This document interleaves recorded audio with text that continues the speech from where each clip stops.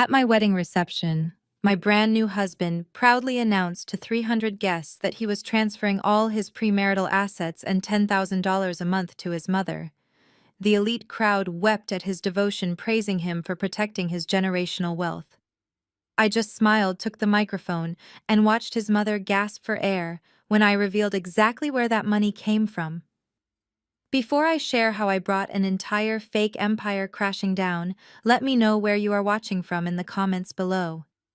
Hit that like button and subscribe if you have ever had to teach an arrogant narcissist a lesson they will never forget. The evening air in Atlanta was heavy with the scent of expensive perfume and imported orchids. We were standing in the grand ballroom of a $20 million historic estate surrounded by the absolute pinnacle of the city elite. Men in custom-tailored tuxedos and women in sweeping designer gowns held crystal flutes of champagne, their diamonds catching the light from the massive chandeliers overhead. I stood beside DeAndre, my husband of exactly 4 hours, wearing a custom silk gown that I had supposedly bought on a heavy discount, or so my new mother-in-law liked to tell everyone who would listen. DeAndre tapped his silver spoon against his crystal glass. The sharp, clear, ringing sound instantly quieted the 300 guests. He stepped up to the front of the head table, flashing that magnetic golden boy smile that had fooled me for the past 2 years. As the vice president of his family real estate firm, DeAndre knew exactly how to work a room. He carried himself with the unearned confidence of a man who believed the world owed him everything simply because he was born into the right bloodline. He was always quoting alpha male podcasts, demanding submission and traditional values, while secretly contributing nothing of actual substance. "Thank you all for being here tonight," DeAndre began, his voice projecting smoothly across the room. He reached out and pulled me against his side, his fingers digging slightly into my waist, a calculated gesture of affection for the cameras. "Today, I married a woman who loves me for the man I am, not the name I carry." I glanced down at the table, maintaining a pleasant expression. In reality, my mind was racing, calculating every single move I was about to make. DeAndre turned his gaze toward the front row, where his mother Vivian sat draped in emerald green silk. Vivian was the self-appointed queen of their social circle, a woman obsessed with country club memberships and the fragile appearance of generational wealth. Next to her sat DeAndre's sister Chantel and her white husband Spencer, a finance bro who constantly spoke down to me about investments, assuming I knew nothing about money because I grew up in a working-class neighborhood. They always made sure to remind me that my scholarship to a historically black college was cute, but it was not the Ivy League pedigree they expected for their precious son. As a man building a legacy, DeAndre continued, his tone turning deeply emotional. "I have to ensure that our foundation remains unshakable. Generational wealth is not just a buzzword for us. It is a strict responsibility. My mother sacrificed everything to build the firm that provides for us today. And as her son, it is my absolute duty to ensure she is protected for the rest of her life." The crowd murmured in agreement. Several older women in the audience nodded approvingly, dabbing their eyes. "That is why," DeAndre said, raising his voice slightly to command absolute attention, "I am publicly announcing that I have legally transferred the deed to my Buckhead penthouse directly to my mother. Furthermore, to ensure she maintains the lifestyle she deserves, I am setting up an irrevocable transfer of $10,000 a month to her personal account starting today." A collective gasp of admiration rippled through the ballroom. Applause broke out loud and sustained.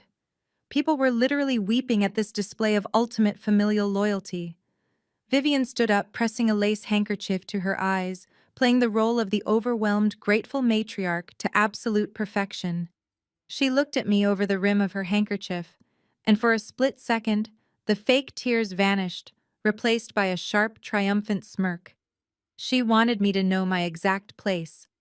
I was just the outsider, the charity case from the projects, who should be grateful just to share their last name. DeAndre turned to me, lowering his microphone slightly, but keeping his voice loud enough for the front tables to hear. "Sasha, baby, you know I have to protect the family assets. Since you married me for love and not my money, I know you understand. You did not grow up with this kind of wealth, so you know how to survive on less." The sheer audacity of his words hung in the air. He was publicly putting me in my place, reminding everyone that I brought nothing to the table and ensuring I had no claim to his supposedly massive fortune.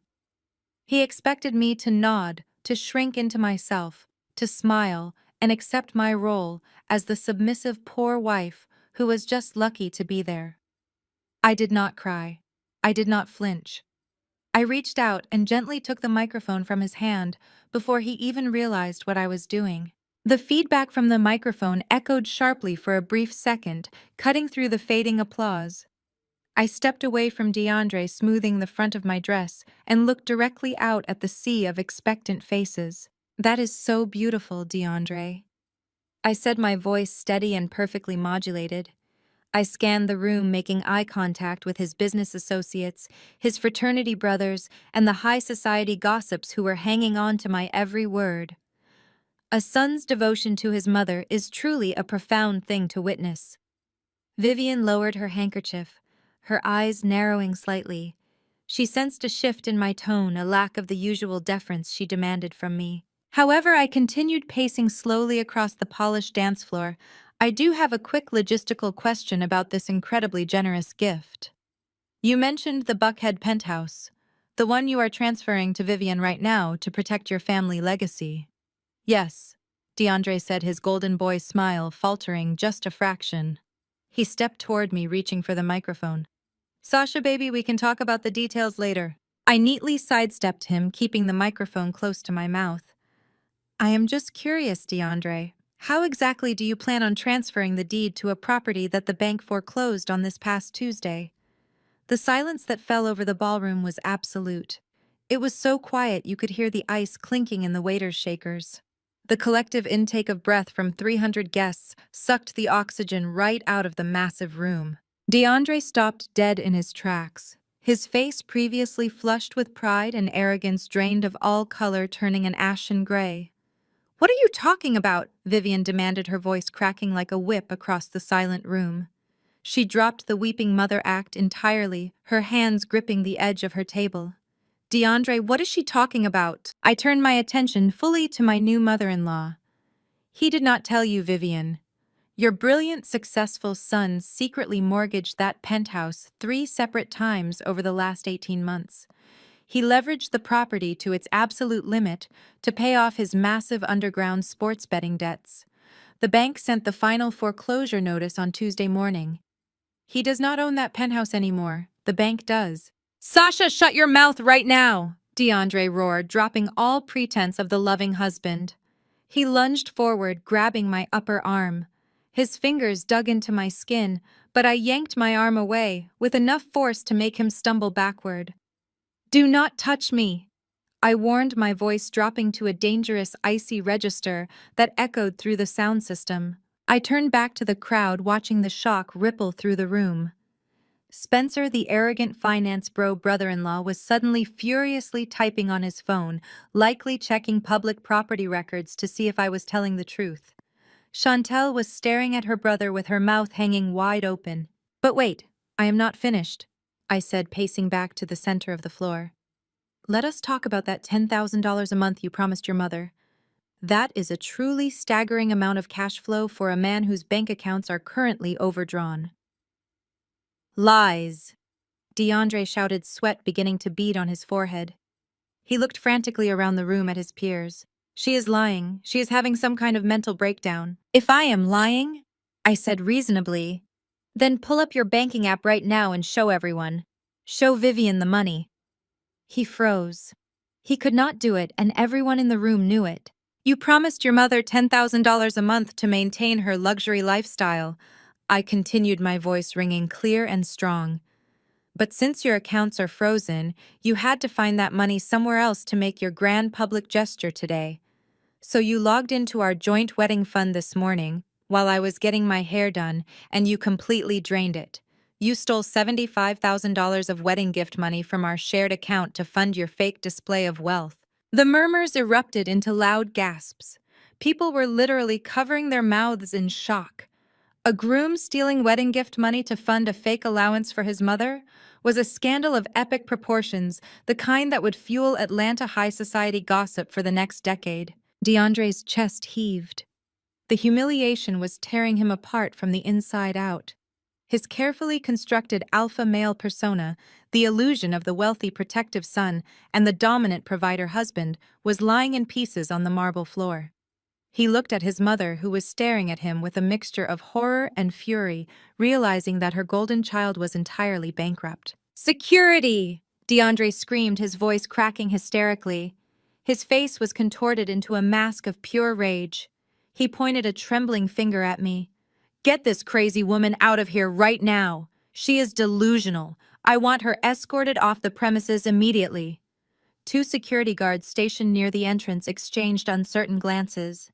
They shifted their weight, unsure of how to handle a groom ordering the removal of his own bride in the middle of their wedding reception. "You cannot do this to me!"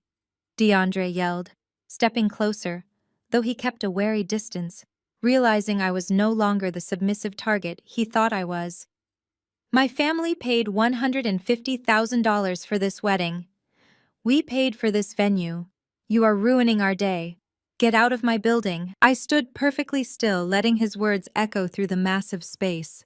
I looked at his red, sweaty face, at his mother hyperventilating in her chair, and at the hundreds of guests who were watching the collapse of the mighty DeAndre.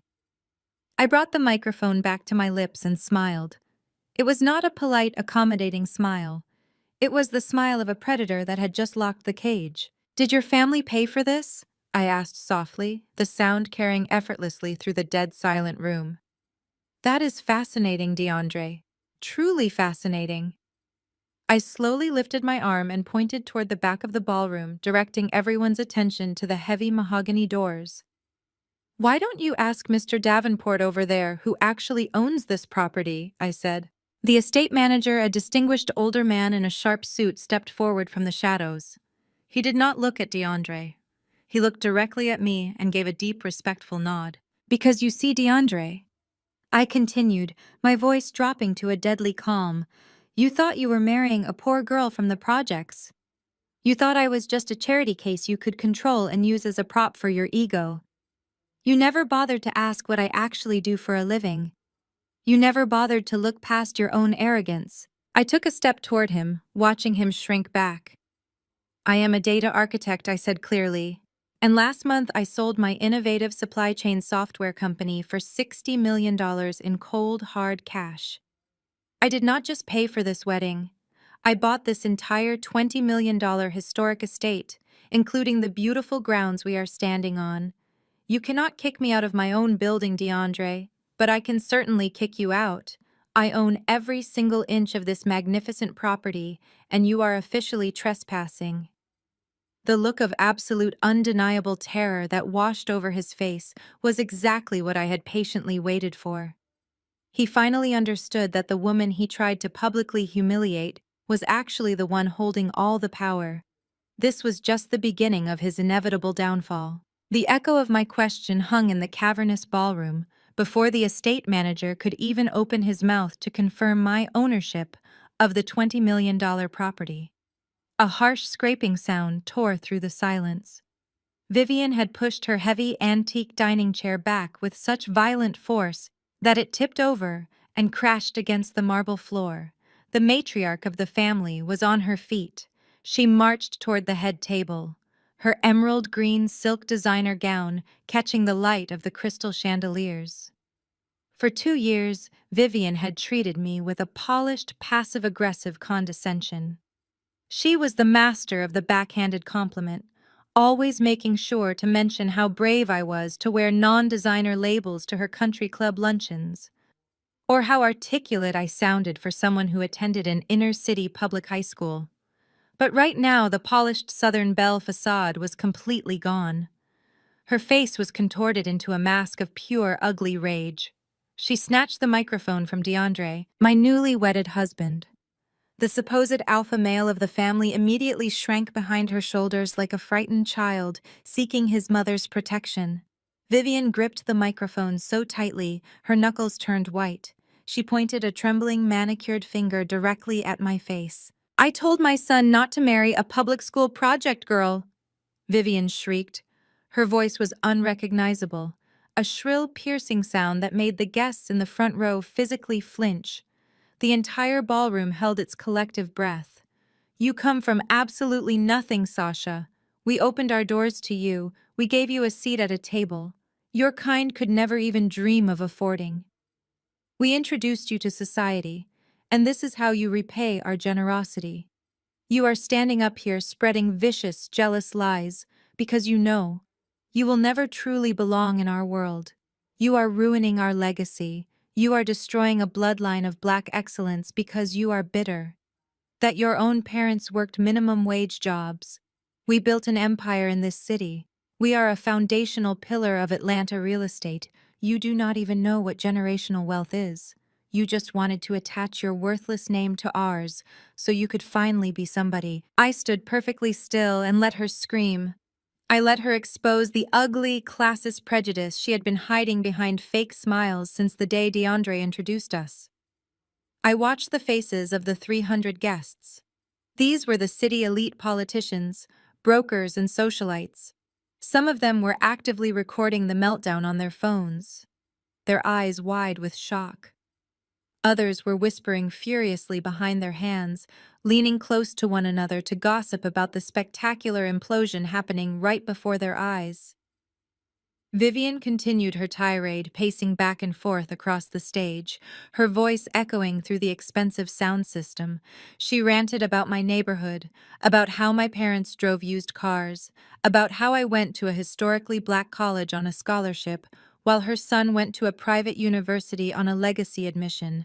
She told the entire room that she had begged DeAndre to make me sign an ironclad prenuptial agreement because she knew girls like me were only after one thing: money. I waited until Vivian ran out of breath, her chest heaving under her expensive silk gown. I did not raise my voice. I did not match her hysterical energy. I simply reached down to the massive bridal bouquet resting on the edge of the head table. I pushed aside the imported white orchids and pulled out a thick, legally bound stack of papers folded neatly in the center. I held the document up high. The bright red official notary stamp on the front page caught the light perfectly. I stepped closer to Vivian, taking the secondary microphone from the podium stand. My voice was dangerously calm, slicing through the heavy tension in the room. Legacy. Vivian, I asked softly, letting the word echo through the sound system. Are you talking about your failing boutique real estate firm? The one that has not closed a single commercial property deal in over 4 years? Vivian's mouth dropped open. Her eyes darted from my face to the documents in my hand. I turned slightly to address the crowd, making sure the business partners and rival brokers she had been trying to impress all night could hear every single devastating detail. You have been dodging creditors for an entire year, Vivian, I continued, my voice steady and relentless. You took out massive predatory loans just to keep up the appearance of wealth.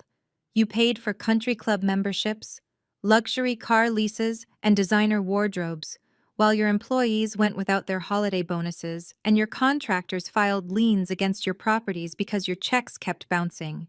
You called me a project girl. You said I could never afford a seat at your table.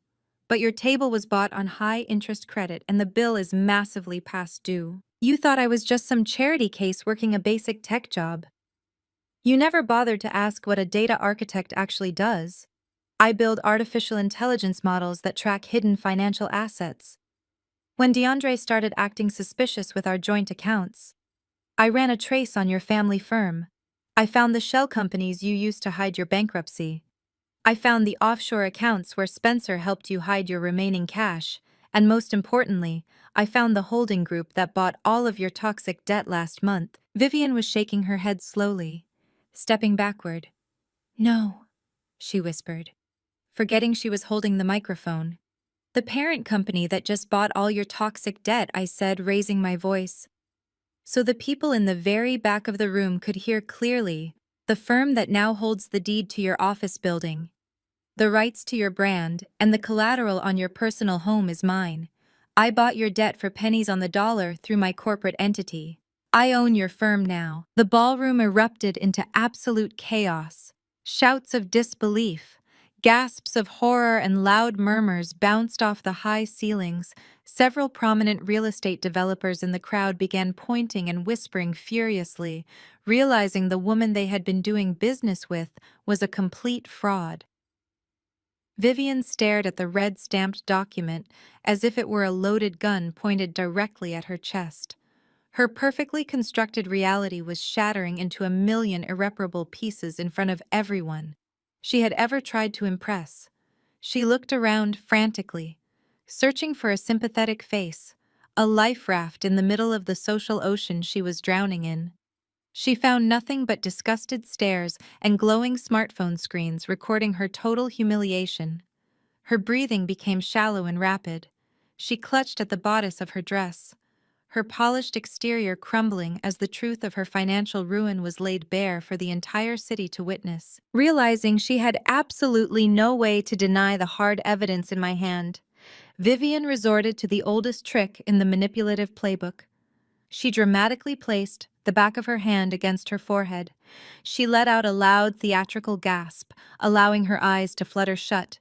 Her knees magically buckled, and she collapsed onto the cold marble floor, her emerald gown spreading out around her. She lay there clutching her pearl necklace, pretending to have lost consciousness from the shock. DeAndre dropped to his knees beside her, screaming hysterically for a Dr. Chantel.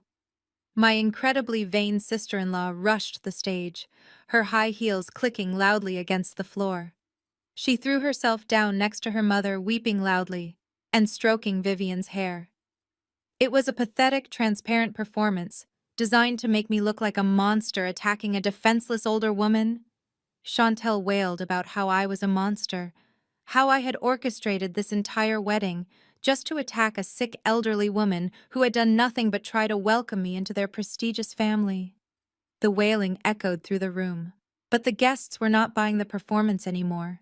They were too busy texting their own wealth managers to see if their investments were tied up in Vivian's ruined firm. But before anyone in the crowd could even pretend to call for medical help, Spencer stepped out from the shadows of the family table. Spencer was Chantel's husband, a white finance bro who constantly used investing jargon to make everyone else feel inferior. He believed his mere presence in the room commanded absolute authority. He did not look at his unconscious mother-in-law on the floor. He did not ask if she needed water or a paramedic. Instead, he adjusted the cuffs of his tailored suit, ran a perfectly styled hand through his hair, and casually walked up the steps to the podium. He bent down, pried the microphone from Vivian's limp hand, and stood up straight. He looked at me with a smirk, so deeply condescending it made my blood boil. "Nice try, sweetheart," Spencer said, his voice dripping with arrogant, unearned confidence. "That was a very impressive little speech. You really had everyone going there for a second, but you clearly do not understand the law." Spencer stood there, adjusting his custom Italian silk tie, with that familiar, insufferable smirk plastered across his pale face. He was the kind of man who walked into every room automatically assuming he was the smartest person there simply because of his background and his gender. For the entire 2 years I had been dating DeAndre, Spencer had made it his personal mission to talk down to me at every family barbecue, every holiday dinner, and every casual Sunday brunch. He would corner me by the pool and explain basic financial concepts as if I were a toddler, asking me if I knew what an index fund was, or explaining how mortgages worked while sipping his expensive bourbon. He loved to hear himself talk, and he especially loved an audience. Right now, he had an audience of 300 of Atlanta's most influential elite, and he was ready to play the hero who put the poor project girl back in her place. Spencer tapped the microphone, his smug smile widening as he looked down at me from the raised platform. "You see Sasha?" He began, his voice dripping with that sickeningly calm condescension he used whenever he wanted to sound like the voice of reason. Real estate law and corporate debt structuring are incredibly complex subjects. It is not like writing a few lines of code or whatever it is you do on your little laptop. When you marry into a legacy family like this one, you do not just get to enjoy the perks of our wealth. You assume the liabilities of the enterprise. He paced across the stage, acting like he was delivering a keynote speech at a finance seminar. Vivian was still on the floor, but she had stopped her theatrical gasping and was now watching Spencer with a glimmer of desperate hope in her eyes. DeAndre had scrambled to his feet, puffing his chest out again now that his brother-in-law had stepped in to save his fragile ego. "I am the wealth manager for this family," Spencer announced proudly, pointing a thumb at his own chest. "And I made absolutely sure that DeAndre had an ironclad prenuptial agreement drawn up before he walked down that aisle today. I know you probably just skimmed the paperwork because you were so desperate to secure the bag, but if you had bothered to hire a competent lawyer, you might have noticed the debt assumption clause buried in Section 4. Spencer paused for dramatic effect, letting the silence build in the massive ballroom. The crowd leaned in, captivated by the legal blood sport unfolding before them. By signing that document today, Sasha, you legally bound yourself as a financial guarantor for Vivian's boutique firm. So yes, you might have bought up the toxic debt, but because you are now legally tied to DeAndre's family enterprise through the marriage. And that specific clause, you are personally responsible for the $5 million deficit the firm is carrying. Spencer let out a loud, booming laugh that echoed off the crystal chandeliers. You thought you were staging a hostile takeover, but you just played yourself into a massive multi-million-dollar bankruptcy. Welcome to the big leagues, sweetheart. Right on cue, Chantel shrieked with delight. She had been cowering near the bridal table, but now she leaped forward, clapping her hands together like a cheerleader. "That is right," she yelled, pointing her acrylic nails at me. "My husband is a genius. You really thought you could outsmart a licensed wealth manager. You are nothing but a jealous, bitter little girl who wanted what we have, and now you are going to pay for it literally." Chantel wrapped her arms around Spencer's waist, looking at the crowd to make sure everyone saw how victorious she felt.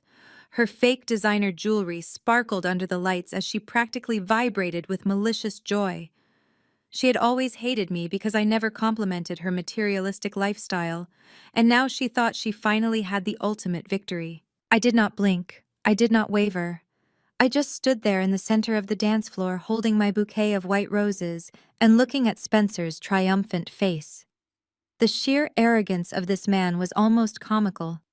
He genuinely believed that because I was a black woman from a working-class background who worked in tech, I somehow lacked the basic reading comprehension to understand a legal document. He assumed I was blinded by the illusion of their generational wealth and that I would just blindly sign my life away to be part of their elite country club circle. I took a slow, deep breath and raised the microphone to my lips. "You make a lot of assumptions, Spencer," I said, my voice completely level and completely devoid of the panic he was so desperately waiting to see. "You assume that because I build software supply chains, I do not understand corporate finance. You assume that a black woman who grew up in the projects does not know how to read a contract line by line. But the biggest mistake you made, Spencer, was assuming you were the smartest person in the room." The smirk on Spencer's face twitched just a fraction of an inch, but he kept his arm around Chantel, trying to maintain his posture of absolute authority. "I noticed that hidden debt assumption clause 3 months ago." I continued, taking slow, deliberate steps toward the stage. My heels clicked softly against the marble floor. "Did you really think I would sign a 60-page legal document drafted by my fiancé's sleazy brother-in-law without having my own team of corporate attorneys review it first? I did not just read the clause, Spencer. I investigated it. I wanted to know exactly why Vivian's supposedly successful luxury real estate firm was suddenly carrying a $5 million deficit that you were trying to secretly pass off onto me." Vivian, who was still sitting on the floor, suddenly looked up, her face turning a pale shade of gray. DeAndre stepped back, his eyes darting between me and Spencer. "So I hired a forensic accountant." I said, the words ringing out clear and sharp across the ballroom.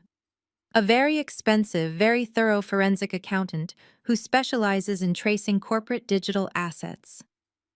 And what we found was absolutely fascinating.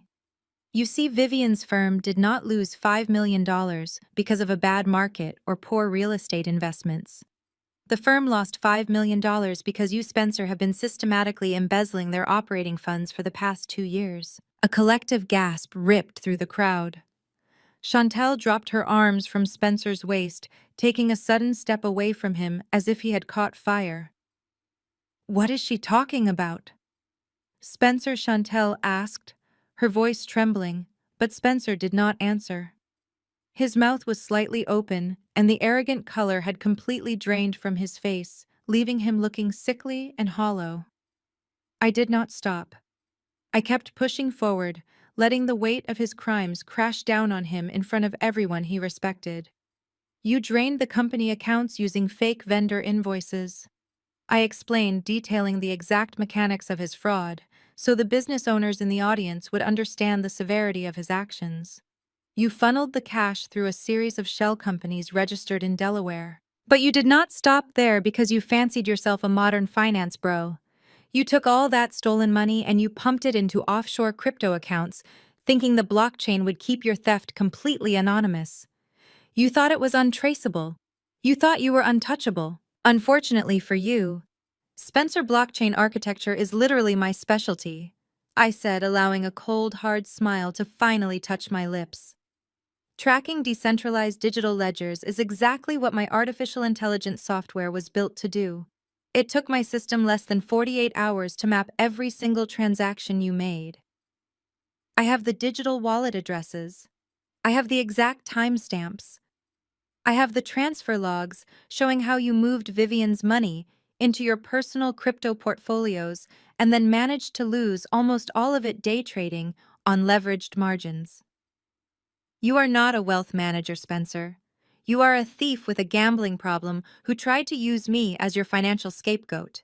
The silence in the room was deafening. Nobody moved. Nobody whispered. They were watching a man's entire life evaporate in real time. Spencer began to physically shake. His hands were trembling so badly, he dropped the microphone, and it hit the stage with a loud, painful squeal of feedback. He looked at DeAndre and Vivian, who were now staring at him with pure, unadulterated hatred. Vivian scrambled to her feet, ignoring her supposed fainting spell, her hands curled into claws. "You stole from me!"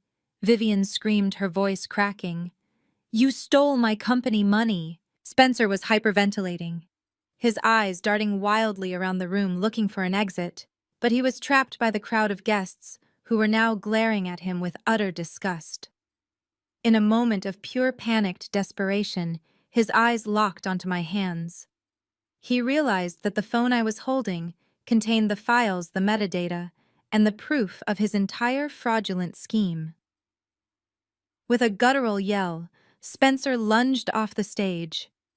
He threw his entire body weight forward, arms outstretched desperately, trying to grab my phone from my hands. He thought if he could just destroy the device, he could somehow erase the digital footprint of his crimes. I simply took one step to the left. Spencer missed me completely, losing his footing on the polished marble floor and crashing hard into a table full of crystal champagne flutes. Glass shattered everywhere, raining down on his expensive suit as he scrambled frantically, trying to get back to his feet. But before he could even stand up, a new sound pierced the heavy atmosphere of the ballroom. It started faint, but grew rapidly louder, echoing through the massive estate grounds and penetrating the thick walls of the venue. The unmistakable high-pitched wail of approaching sirens. The flashing red and blue lights began to reflect through the massive floor-to-ceiling windows, painting the shocked faces of the wedding guests in alternating colors. Spencer froze on his hands and knees among the broken glass, his eyes wide with absolute terror. He looked at the windows and then looked back at me, his chest heaving as panic completely consumed him. "Did you call the cops?" Spencer screamed, his voice cracking with hysteria. His arrogant facade entirely stripped away, leaving only a pathetic, terrified man. "You called the local cops on me." I looked down at him, adjusting my bridal veil calmly. "No, Spencer," I replied, my voice cutting through the sound of the blaring sirens outside. "I did not call the local police. I called the Securities and Exchange Commission." The sound of the word commission hung in the air like a physical weight pressing down on Spencer's chest. The approaching sirens grew louder, echoing off the stone walls of the estate and bouncing through the grand ballroom. Spencer remained frozen on his hands and knees among the shattered crystal, unable to process that his elaborate offshore crypto scheme had just been dismantled by the very woman he had spent 2 years talking down to. The high society guests who had been hanging on his every word just moments ago were now physically backing away from him as if his financial ruin were a contagious disease. Then the silence was violently broken. Chantel let out a sound that was half scream and half animalistic growl. She lunged across the space separating the head table from the dance floor, her designer heels snapping against the marble. Her face, which had been perfectly contoured and powdered for the wedding photos, was now twisted into a mask of pure, unhinged hysteria. She grabbed a full crystal champagne flute from a passing waiter's tray and hurled it directly at me with all the force she could muster. The glass missed my face by mere inches, flying past my shoulder and smashing against one of the massive stone pillars behind me. Champagne and sharp, glittering shards exploded across the floor. Several guests in the front row screamed and shielded their faces, but I did not flinch. I simply turned my head to look at the wet stains sliding down the ancient stone and then brought my eyes back to my sister-in-law. "You jealous, lying project trash!" Chantel shrieked, pointing a trembling finger at my face. Her chest heaving so hard, her custom silk gown looked like it might tear at the seams. "You are completely insane if you think anyone in this room believes a word coming out of your mouth. Spencer is a genius. He is a financial visionary who manages money for the most powerful families in Atlanta. You are just making up these ridiculous stories about the SEC and offshore accounts because you are pathologically jealous of me, and you always have been." She paced wildly in front of her paralyzed husband, waving her hands in the air as she tried to rally the crowd to her side. "You look at my life and it makes you sick," Chantel yelled, her voice bouncing off the high ceilings. "You hate that you will never have my status.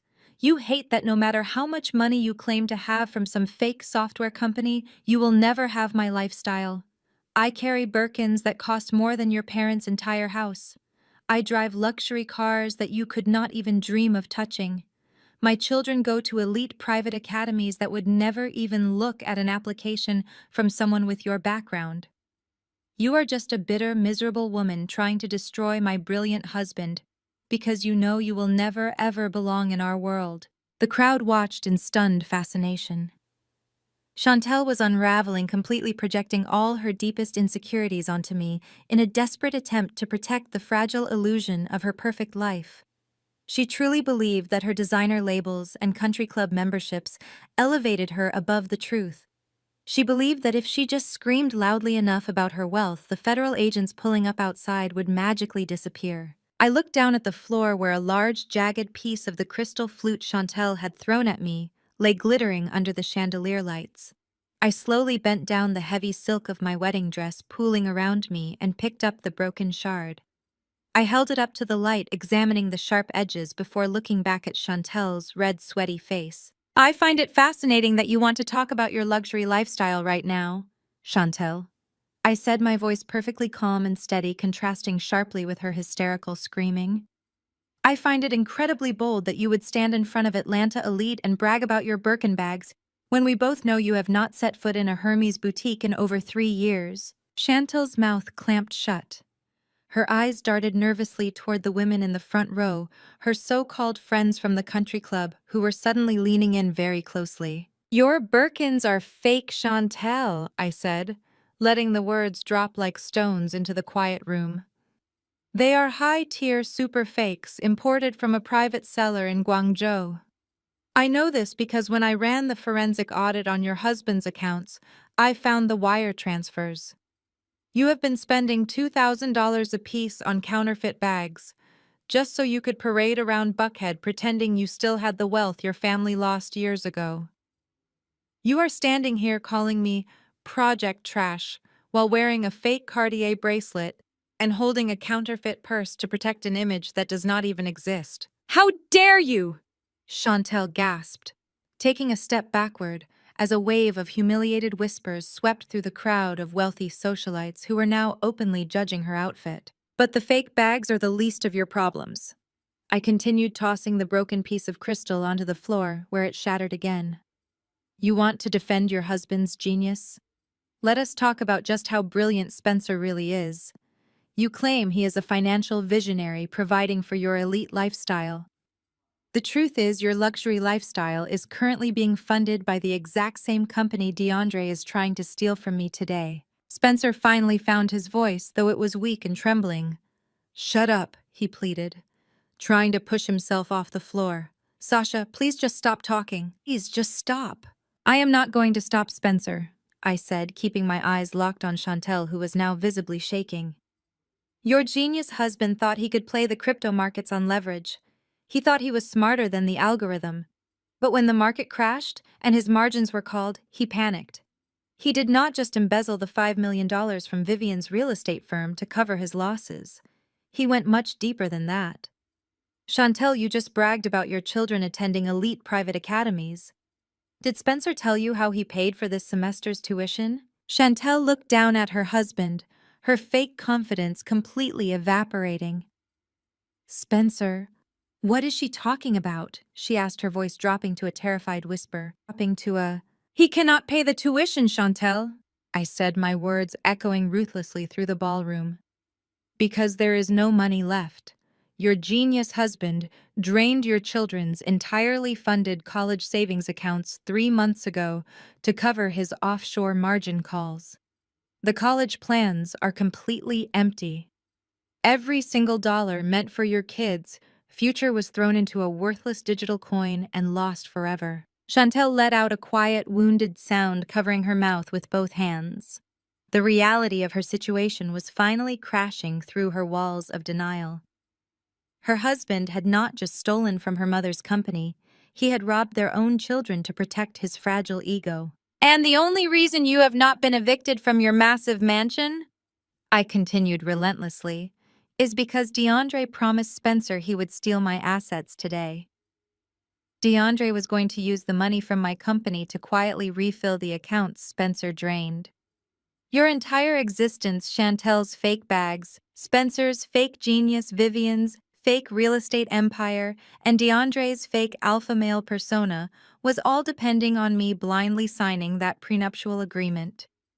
You all sat around the dinner table plotting to drain my life to fund your lies because you were too arrogant to realize I already held all the keys to your destruction. Chantel dropped to her knees beside Spencer, sobbing uncontrollably as she began to beat her fists against his chest, demanding to know if it was true. Spencer just curled into himself, covering his face as the flashing police lights outside grew brighter, illuminating the sheer devastation of his financial crimes. The sheer magnitude of the truth had completely paralyzed the room. The elite guests who had cheered for DeAndre just 20 minutes ago were now staring at the family with absolute revulsion. The generational wealth they had so proudly paraded was nothing more than a criminal house of cards, built on embezzlement, counterfeit luxury, and desperate theft. Suddenly, the heavy silence was broken by the sound of loud, frantic clapping. DeAndre pushed his way past his sobbing sister and his ruined mother, stepping directly into my line of sight. His custom tuxedo jacket was completely soaked in sweat, sticking to his back, and his bow tie hung crookedly around his neck. His face was contorted into a desperate, psychotic smile. "Enough!" DeAndre shouted, clapping his hands together repeatedly as if he could somehow reset the entire evening through sheer force of will. Enough of this absolute garbage. You are crazy, Sasha. You are completely clinically insane, and you are standing up here projecting your own sickness onto my family. He marched toward the center of the room, desperately trying to command the space the way he used to. His chest was heaving, and his eyes darted wildly around the ballroom, begging his friends and business partners to listen to him. He was a cornered rat, realizing that his mother and his brother-in-law had just been publicly destroyed, and knowing he was the only one left standing. "Do not listen to a single word this woman says," DeAndre yelled, pointing at me with a shaking finger. "She has lost her mind. She made up this entire ridiculous story about forensic audits and federal raids because she knows I found out the truth about her. She is trying to distract you all from the fact that she is a cheating, manipulative liar who belongs in a psychiatric ward. I stood perfectly still watching him flail. He was sweating so profusely that drops of water were running down his forehead and stinging his eyes. "You are really going to double down on this, DeAndre?" I asked softly. "Your mother is bankrupt. Your brother-in-law is about to be arrested for federal wire fraud. Your sister is wearing imported plastic, and you want to call me crazy." "I am calling you exactly what you are," DeAndre screamed, his voice cracking with panic. "You thought you could come in here and destroy my family name, but I prepared for this. I knew you were mentally unstable. I knew you were sneaking around behind my back trying to ruin me. And I brought the proof to show everyone exactly who you really are." DeAndre turned his back to me and looked up toward the balcony where the venue production team was stationed. He raised his arm and gave a frantic waving signal to the sound engineer in the booth. "Drop the screens," DeAndre ordered, his voice echoing frantically. "Drop the main screens right now. I want everyone in this building to see what my crazy wife has been doing behind my back. Look at the screen, everyone, just look at the screen." The massive velvet curtains covering the back wall of the ballroom mechanically parted as twin high-definition projector screens lowered from the ceiling. The lights in the room dimmed slightly, creating a cinematic atmosphere for DeAndre's desperate final act. A harsh burst of static crackled through the speakers before a grainy video began to play.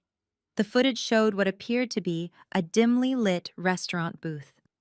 Sitting at the table was a woman who looked exactly like me, wearing a dress I owned and sporting my exact hairstyle. She was leaning across the table, passionately kissing a man whose face was intentionally obscured by shadows. The video then aggressively cut to another angle showing this digital version of me sliding a stack of financial documents across the table to the mysterious man and signing my name on the dotted line. A distorted audio track played underneath the footage, where a voice that sounded like a cheap robotic imitation of mine laughed about hiding assets and bleeding the family dry. The collective gasp from the 300 guests was so loud it sucked the remaining oxygen right out of the room. People covered their mouths in horror, pointing at the screens and then pointing back at me. DeAndre immediately fell to his knees on the stage, burying his face in his hands. His shoulders heaved up and down as he forced out loud, agonizing sobs. He was playing the role of the heartbroken, betrayed husband to absolute perfection. "I gave her everything," DeAndre wailed, his voice echoing through the microphone he had snatched back from the floor.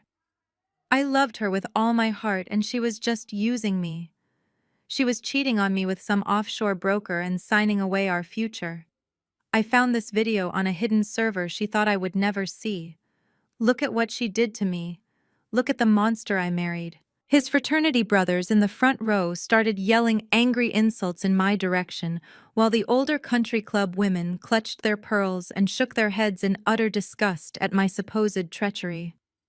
Chantel stopped crying over her own ruined life just long enough to scream that I was a home-wrecking gold digger who deserved to be locked away. I stood in the center of the room, surrounded by 300 people who suddenly believed I was the villain. The silence that followed DeAndre's theatrical crying was heavy and judgmental. And then I did the only thing I could do in that moment. I threw my head back and let out a loud, genuine laugh. The sound of my laughter cut through the tension like a blade. It was not a nervous giggle or a defensive chuckle. It was the deep belly laugh of someone watching a toddler try to perform a magic trick. The crowd went dead silent again, completely unsettled by my reaction. DeAndre peeked through his fingers, his fake tears instantly drying up as confusion washed over his sweaty face.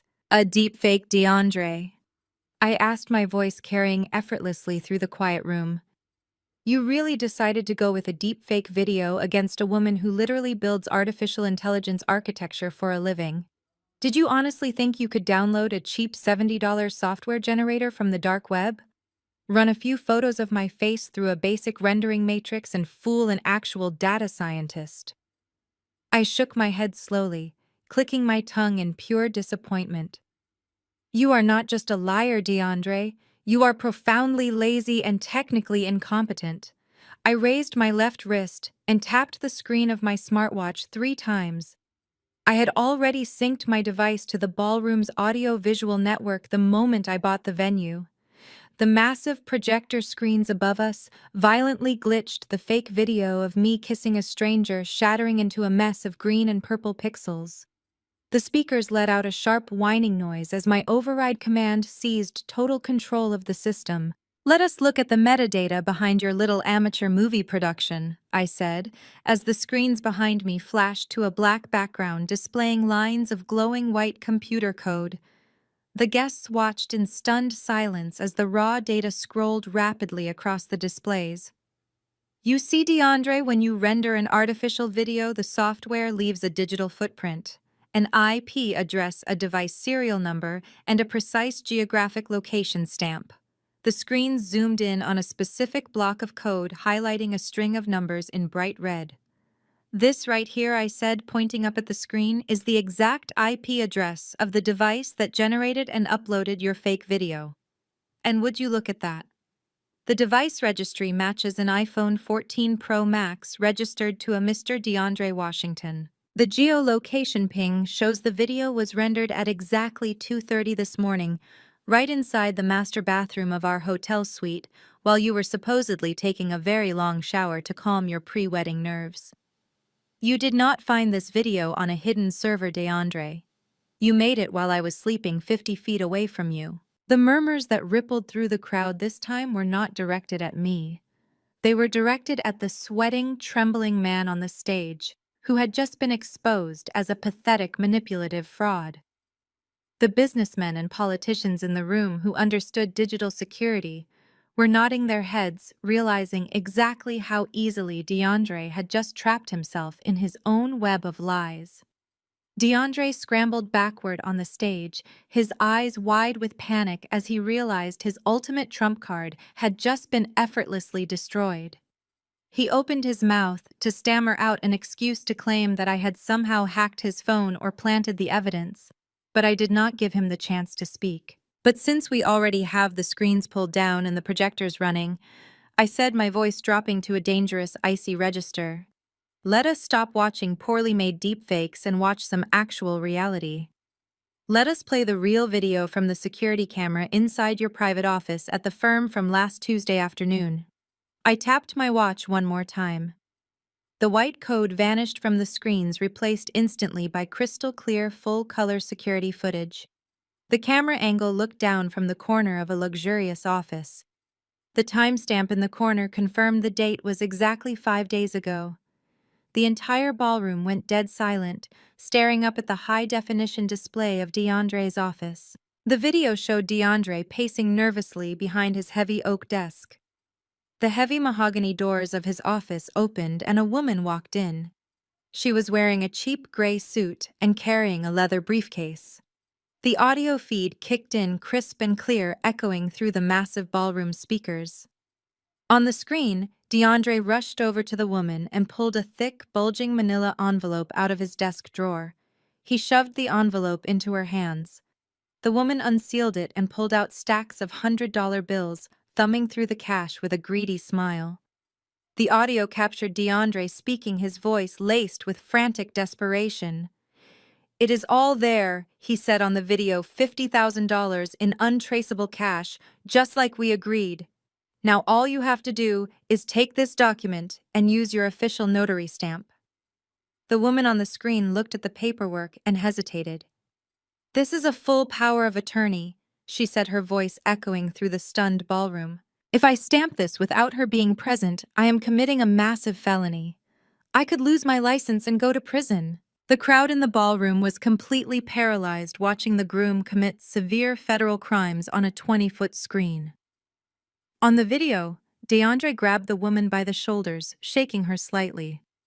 Just forge her signature on the power of attorney, DeAndre hissed, his face contorted with greedy desperation. Just forge Sasha's name and stamp the damn paper. With that power of attorney, I can legally transfer her tech company assets into my offshore accounts before the wedding, and she will never even know until it is too late. Just do it. The collective scream that erupted from the wedding guests was deafening. People were jumping out of their seats, knocking over expensive chairs, and spilling champagne onto the floor. DeAndre had not just lied, he had actively conspired to steal my entire $60 million fortune using forged legal documents. DeAndre stood on the stage looking like he was going to vomit. He was completely trapped, cornered by his own security system. I turned my back to the stage and looked out at the sea of horrified guests.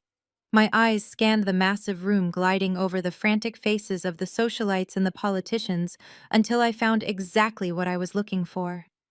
I raised my arm and pointed a single perfectly manicured finger toward the very back row of the venue right near the carving station. "And the best part about all of this," I said, my voice cutting through the chaotic screaming of the crowd like a surgical scalpel.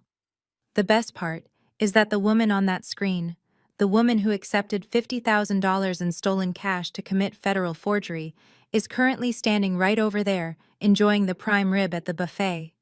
The entire room whipped their heads around, following the direction of my pointing finger. Standing next to the carving station, holding a plate full of expensive food, was the exact same woman from the security footage, wearing the exact same cheap gray suit.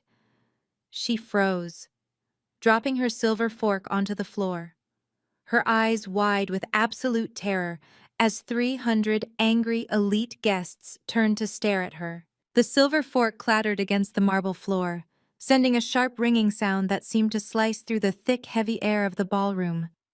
The fake notary stood completely frozen, her face drained of all color as the entire room turned to look at her. She did not even try to deny it. She took one terrified look at the hundreds of furious guests and immediately abandoned her plate of gourmet food. She turned on her cheap heels and tried to sprint toward the kitchen exit, but two of the estate security guards I had hired stepped directly in her path, blocking the double doors with their massive arms crossed. The reality of the severe federal crime playing out on the projector screen above us finally settled over the crowd. Before the chaos could escalate into a full-blown riot, a new sound echoed through the cavernous space. It was a sharp, rhythmic cracking sound. The heavy brass tip of a solid mahogany cane was striking the marble floor near the front entrance of the ballroom. The elite crowd parted like the Red Sea as Uncle Winston stepped out from the shadows. Winston was the formidable patriarch of the Washington family, the ultimate authority figure whose massive wealth had funded every single business venture and luxury lifestyle in their bloodline. He was a tall, imposing man in his late 70s, wearing a bespoke tailored suit that probably cost more than most people's houses. His face was weathered and stern, his eyes cold and calculating. For decades, Winston had ruled this family with an iron fist, using his money to silence anyone who dared to oppose him. I had watched him do it at every holiday dinner, cutting off his wife, his sisters, and his nieces with a simple raise of his hand or a sharp, dismissive comment. He believed women were meant to sit quietly and look pretty while the men handled the real business of the world. Winston did not look at the screaming guests or the fake notary being detained by security. He walked slowly and deliberately down the center aisle, the crowd shrinking back in fear of his legendary temper. He stopped right in front of the stage, resting both hands on the brass head of his cane. He looked at Vivian, who was shivering in her ruined emerald gown, and then he looked down at DeAndre, who was still cowering on the steps like a beaten dog. His eyes finally shifted to me, and the absolute disdain radiating from his gaze was palpable. "DeAndre, what is this absolute mess?" Winston demanded, his deep, gravelly voice carrying through the dead silent room. He did not even wait for his nephew to answer before turning his full attention back to me. "Sasha, you will apologize to this family immediately. You will put the microphone down. You will instruct your security team to let that woman leave, and you will step off that stage. You have embarrassed us enough for one evening with these ridiculous theatrical stunts. Apologize right now, and I will handle this quietly, behind closed doors, the way a respectable family is supposed to handle their business." His words hung in the air, heavy with decades of unchecked arrogance and unchallenged authority. He fully expected me to bow my head and submit. He expected me to crumble under the weight of his patriarchal dominance, just like every other woman in his family had done for 50 years. The guests held their breath, waiting to see if the terrifying Uncle Winston would finally put an end to the destruction of the Washington Empire. I looked at the old man leaning on his expensive cane. I did not lower my eyes. I did not drop the microphone. Instead, I stood taller, smoothing the front of my silk wedding gown, and took a slow, deliberate step toward the edge of the stage until I was looking directly down at him. "I do not bow to you, Winston," I said, my voice echoing clearly through the massive speakers. "I do not bow to your money, your ego, or your outdated attempts to silence women who refuse to be controlled. You can wave your cane and bark your orders at Vivian and Chantel all you want, because they rely on your bank accounts to survive. But I do not need a single dime of your money, and I certainly do not need your permission to speak the truth." Winston stiffened his jaw, clenching so tightly a vein popped out on the side of his neck. No one had ever spoken to him like that in his entire life. He opened his mouth to shout me down to put the project girl back in her place, but I cut him off before he could even form a syllable. "You want to handle this quietly behind closed doors?" I continued pacing slowly across the elevated platform. "You want to sweep everything under the rug to protect the prestigious Washington family name? Well, Winston, since you are the great financial patriarch of this family, let us talk about your investments. Let us talk about the $2 million in seed money you graciously gave your beloved nephew DeAndre 3 years ago to start his own commercial real estate branch." Winston's eyes narrowed into tiny, dangerous slits. He gripped his cane tighter, his knuckles turning white, but he did not speak. He knew exactly what $2 million I was talking about. It was his pride and joy, the investment he bragged about at the country club, proving that his legacy was passing down to a brilliant young entrepreneur. I turned my gaze down to the pathetic mess of a man crying on the stage steps. "DeAndre," I said, my voice dropping to a deadly calm register, "why do not you tell your uncle what you did with his $2 million of seed money? Why do not you explain to the man who funded your entire life exactly where his investment went?" DeAndre let out a loud, agonizing wail and physically dropped to his knees on the carpeted steps. He clasped his hands together, rocking back and forth, looking like a child begging for mercy from a nightmare. He could not even look at his uncle. He just kept shaking his head back and forth, tears and sweat mixing on his face, ruining the collar of his expensive custom shirt. "He cannot tell you, Winston," I said, answering my own statement while the crowd watched in morbid fascination. "So I will tell you. He did not use your $2 million to buy commercial properties. He did not use it to secure zoning permits or hire a construction team. He took your seed money, and he threw it into the exact same high-risk underground sports betting syndicate that he used to drain our wedding fund. He lost every single penny of your $2 million in less than 9 months." A low collective murmur of shock rippled through the elite crowd. To lose $2 million in a legitimate business venture was one thing, but to gamble away the family patriarch's money on illegal sports betting was an unforgivable sin in their world. Winston stood frozen, his chest rising and falling heavily as the reality of his nephew's profound stupidity began to sink in. "But that is not even the best part, Winston," I continued, my words falling like heavy blows against a pane of glass. "When DeAndre lost your money, he panicked.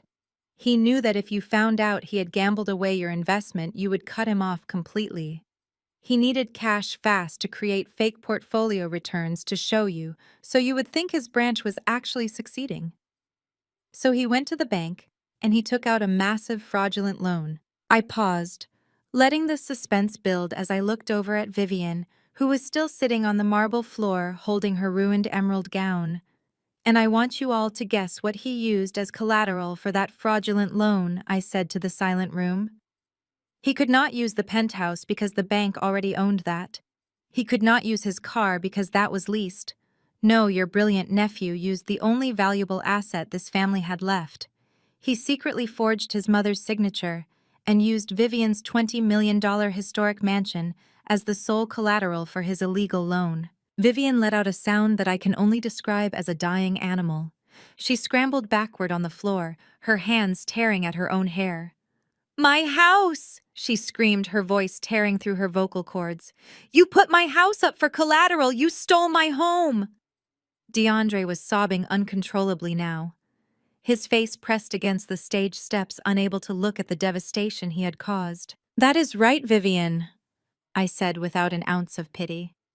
"When the holding company bought up your firm's toxic debt last month, they also acquired the default notices on that fraudulent loan. Meaning that as of yesterday morning, my corporate entity holds the deed to your historic mansion.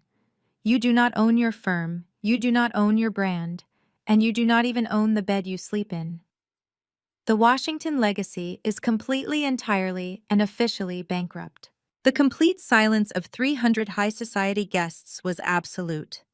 No one moved a muscle. The magnitude of the destruction was too massive to comprehend. The great Washington family, an empire built on arrogance and classist prejudice, had been dismantled piece by piece by the exact woman they had mocked and belittled for 2 entire years. Uncle Winston stood at the base of the stage staring at his nephew. The old man looked like he had aged 20 years in the span of 5 minutes. The deep wrinkles on his face seemed carved from stone, and his eyes were completely dead. He slowly lifted his heavy mahogany cane and pointed the brass tip directly at DeAndre's weeping form. "You are no longer a Washington," Winston said, his voice devoid of any emotion. A cold, flat tone that chilled the entire room. "You are a disgrace to my blood and a thief to my legacy. I am disowning you, DeAndre. I am disowning you and your mother and your worthless sister. None of you will ever see another dime of my money. You will not use my name. You will not contact my office. As of this exact second, you are dead to me." Winston lowered his cane and turned on his heel, preparing to march out of the ballroom and leave his ruined family to rot in the mess they had created. He took 3 steps toward the heavy oak doors at the back of the venue, his head held high, trying to salvage whatever dignity he had left. But before Winston could even reach the halfway point of the massive ballroom, the heavy oak doors suddenly swung open with a loud, violent crash. The wooden doors slammed against the walls, stopping Winston dead in his tracks. The elite crowd gasped and backed away as 6 men in dark windbreakers stepped through the entrance. The bright yellow letters printed across the back of their jackets glowed under the dim chandelier light. Federal agents. Their faces were grim and professional, moving with precise, coordinated purpose. They spread out, blocking every possible exit from the ballroom, while the lead agent, a tall man with a stern face and a thick file folder tucked under his arm, walked directly down the center aisle. The flashing blue and red lights from the fleet of vehicles parked in the circular driveway outside illuminated the absolute panic spreading across the faces of the Washington family. The lead agent stopped in front of the stage, his eyes scanning the room until they locked onto the weeping mess of a man huddled on the steps. "DeAndre Washington," the agent said, his voice carrying the heavy, undeniable weight of federal authority. "You are under arrest for securities fraud, wire fraud, and conspiracy to commit money laundering.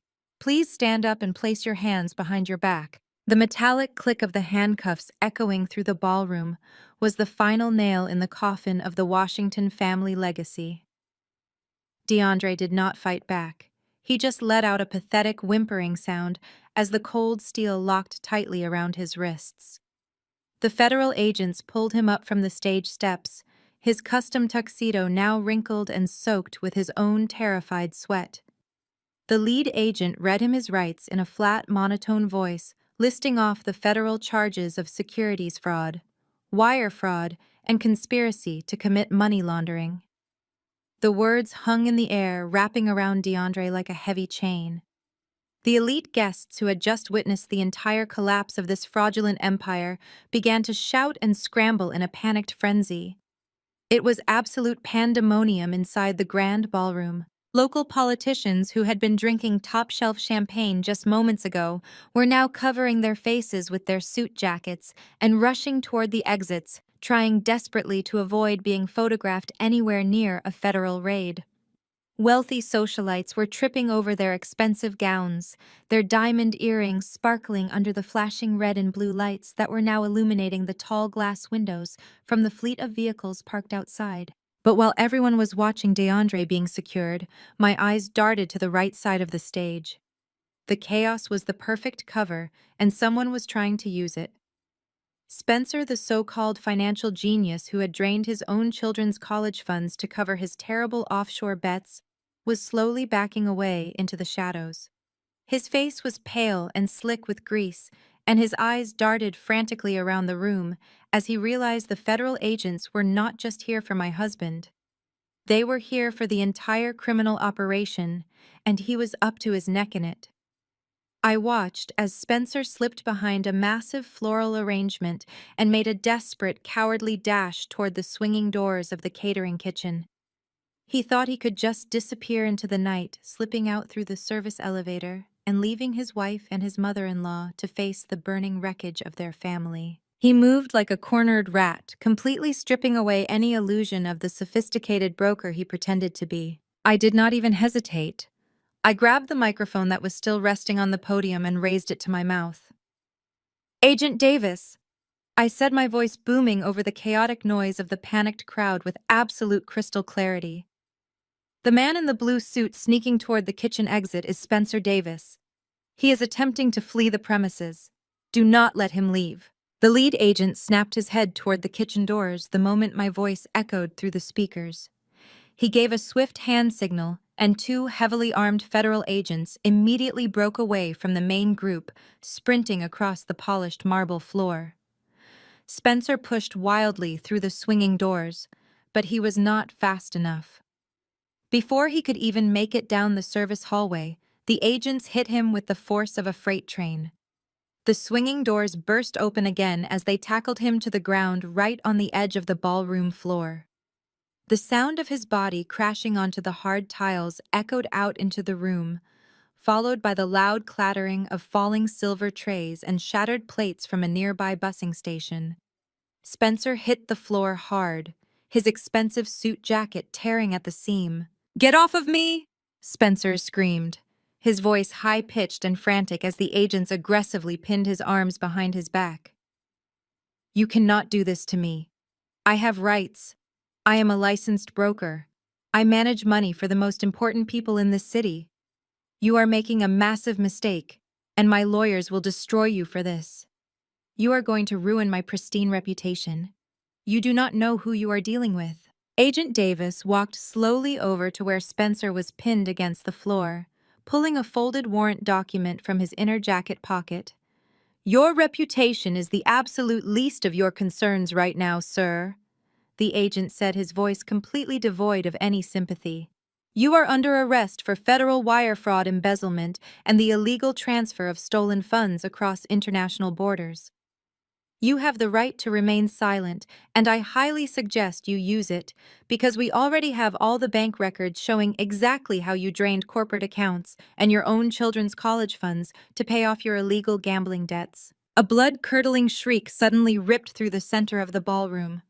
Chantel, who had been frozen in a state of catatonic shock on the floor, suddenly snapped back to reality. She hiked up her ruined custom silk gown and ran toward the kitchen doors, her imported fake heels snapping loudly against the marble. She threw herself onto the ground, reaching desperately for her husband, as the agents hauled his limp body to his feet.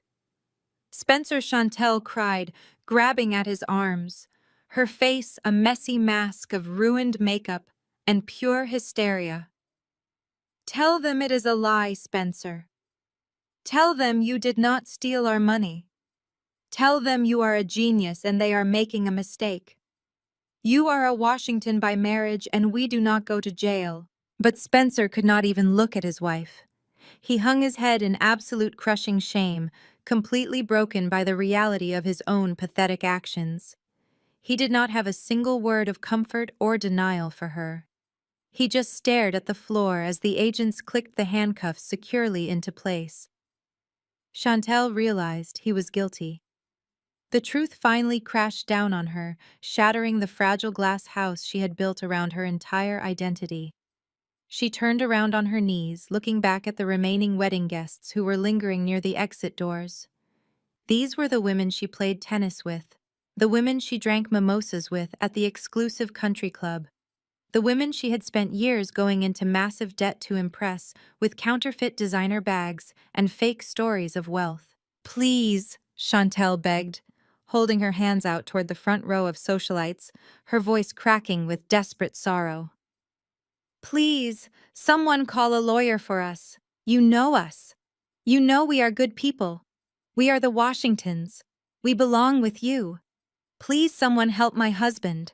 The response from her elite circle of friends was the most brutal psychological punishment Chantel could have ever received. Not a single woman stepped forward to comfort her. Not a single person offered a hand to help her up from the cold floor. Instead, the wealthy guests were pulling out their cell phones.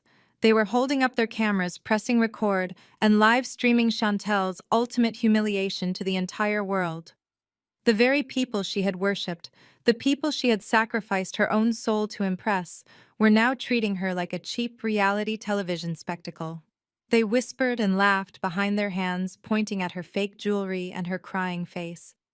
They were turning their backs on her, completely discarding her from their elite society without a single second thought. In their world, poverty and scandal were a contagious disease, and Chantel was infected. She finally realized that her fake status could not save her from the truth.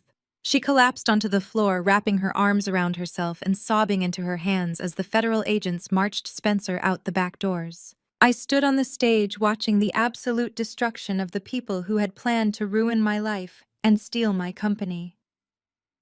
Vivian was sitting in a chair near the front row, holding her chest as paramedics checked her vitals, her historic mansion and her fake empire completely gone. Chantel was crying on the floor alone and abandoned by the society she loved more than her own children. Spencer was in handcuffs on his way to federal prison. Uncle Winston had marched out the front door, disowning them all. The mighty Washington family was nothing but dust and ashes swept away by the wind. I took a deep breath, feeling a sense of overwhelming peace wash over my entire body. The heavy weight of the last 2 years lifted from my shoulders. It was finally over. I had won, and I had protected everything I had built. But then a sound broke through my quiet victory. It was a low, raspy chuckle coming from the bottom of the stage steps. I looked down and saw DeAndre. The federal agents had temporarily secured him to a heavy metal railing near the stage while they coordinated the transport vehicles outside. DeAndre was sitting on the floor, his hands cuffed tightly behind his back, but he was no longer crying. The fake tears and the pathetic whimpering he had displayed just moments ago were completely gone. He slowly lifted his head to look up at me, and his face was twisted into a deeply unsettling, psychotic grin. His eyes were wide and manic, burning with a dark, unhinged energy that made the hairs on the back of my neck stand up. He did not look like a man who had just lost everything. He looked like a man who had realized he was holding a hidden grenade. "You think you won?" Sasha, DeAndre whispered, his voice carrying an eerie calmness that cut through the ambient noise of the room. "You think you are so smart with your forensic audits and your hidden security cameras and your little cinematic grand finale? You really thought of everything, did not you? You destroyed my mother. You put my idiot brother-in-law in jail. You ruined my pristine reputation and humiliated my sister in front of her friends." He let out another raspy laugh, tilting his head to the side as he stared up at me with dead, shark eyes. "You took everything from me tonight. But you forgot one very important detail, my brilliant, beautiful wife. You forgot that we are legally married." I stared down at him, keeping my face completely blank, refusing to show him even a fraction of the disgust I felt. He leaned forward, straining against the metal handcuffs, his psychotic grin stretching even wider across his face, exposing his teeth. "We stood at the altar today," Sasha, DeAndre said, his voice growing louder, echoing against the high ceilings of the empty ballroom. "We stood in front of all these people, and we said our vows. We signed the legal marriage license before the reception even started, and the officiant filed it electronically. You are my wife.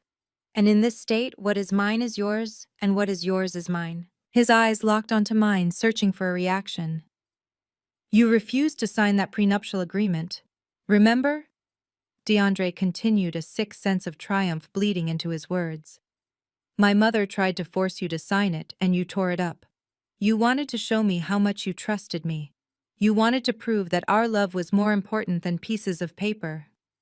Well, congratulations, baby, because that little display of trust just gave me the keys to the kingdom. DeAndre let out a loud, manic laugh that bounced off the marble walls, sounding completely unhinged. So go ahead and call the feds, Sasha. Put me in federal prison. Let them take my firm. Let them take my mother's house, and let them freeze all my offshore accounts. It does not matter anymore. None of it matters. Because without a prenuptial agreement, I am legally entitled to half of everything you own. I will take half of your $60 million tech company in the divorce settlement. You just made me a very wealthy man. I will be a multimillionaire sitting in my jail cell eating commissary food. And you will spend the rest of your miserable life knowing that you have to write me a massive check. You played yourself, Sasha. What is yours is mine. He continued to laugh, his body shaking as the federal agents walked back into the room to collect him, his psychotic joy echoing through the ruined ballroom as he believed he had played the ultimate final card. The DeAndre's laughter scraped against the walls of the ruined ballroom, sounding like dry leaves caught in a storm. He pulled against the metal handcuffs securing him to the stage railing, his chest puffing out with a sick, twisted pride. He genuinely believed he had found the ultimate loophole. The federal agents who were busy processing his brother-in-law Spencer, just a few feet away, paused to look at him as if he had completely lost his mind. But DeAndre did not care about the agents or the flashing police lights outside. His manic eyes were locked entirely on me. You really should have studied Georgia marital law before you planned this little revenge scheme. Sasha DeAndre sneered, his voice echoing through the massive space.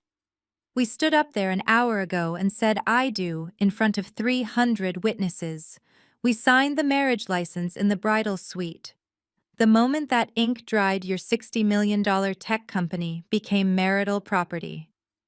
So go ahead and take the penthouse. Take my mother's mansion. Put me in a federal holding cell.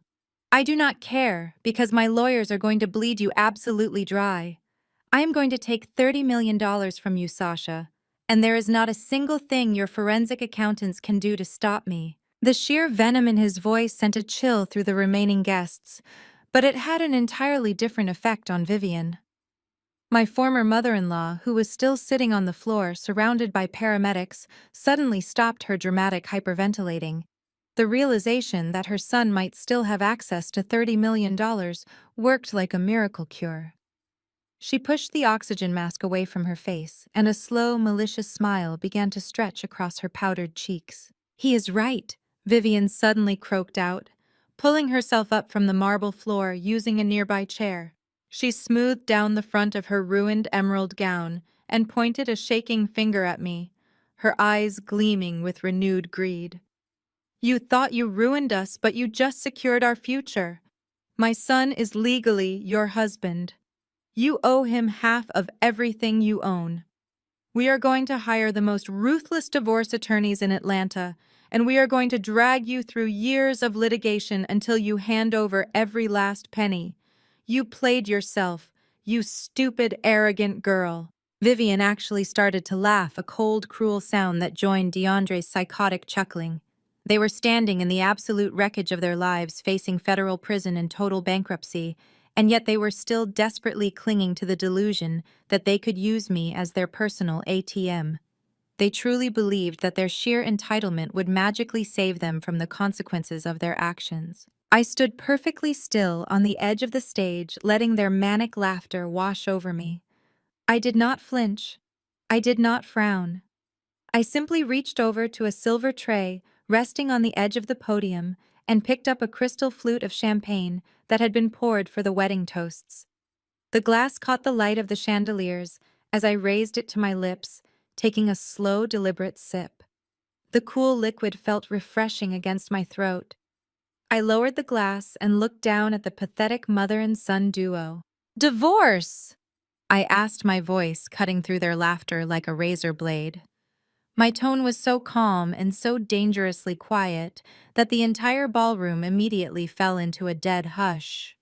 "Why are we talking about a divorce, DeAndre?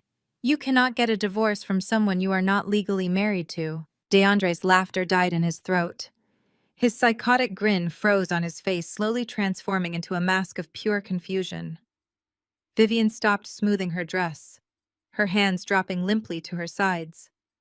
"What are you talking about?" DeAndre stammered, pulling against his handcuffs again. "We signed the papers. The pastor pronounced us husband and wife." "You are my wife." I took another slow sip of my champagne before shaking my head. "No, DeAndre. I am not your wife," I replied, letting the words ring out through the silent room. "And the man who stood at that altar today was not a pastor." I gestured with my free hand toward the back of the ballroom. Standing quietly near the catering doors was the older gentleman who had officiated our ceremony just an hour earlier. He was still wearing his traditional black robes and holding a leather-bound Bible, but now he was holding a small plate of appetizers and chatting casually with one of my security guards. "I would like you to officially meet Mr. Thomas," I announced, projecting my voice so every single person in the room could hear me. Mr. Thomas is not an ordained minister. He has never been to seminary school, and he holds absolutely no legal authority to marry anyone in the state of Georgia, or anywhere else for that matter. Mr. Thomas is a retired theater actor who I hired through a premier casting agency in downtown Atlanta.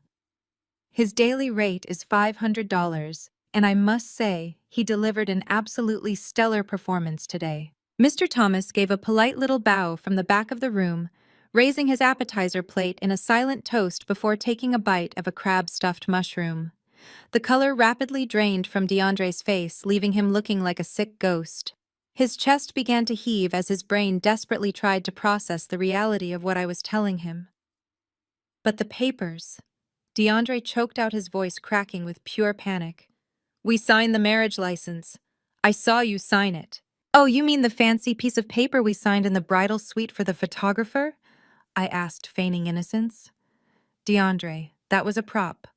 It was a novelty certificate I bought online for $12.